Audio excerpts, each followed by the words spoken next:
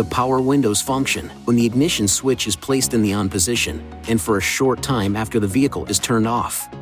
The power is immediately cancelled if the driver's or passenger's door is opened after the ignition switch is placed in the off position. These switches located on the driver's door panel allow the driver to open or close all windows. Your vehicle is equipped with automatic windows. Push the switch down completely and release for the window to fully open. Pull the switch up to the highest position and release, and the window will close automatically. To stop the opening or closing of a window at any point, push or pull the switch in the opposite direction. Press the window lock button to disable the power window switches on the rear passenger doors. To return power to these switches, press the window lock button a second time.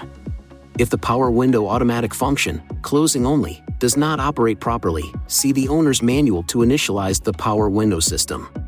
If it still doesn't operate normally, it is recommended you visit an INFINITI retailer for service. Please see your owner's manual for important safety information, system limitations, and additional operating and feature information.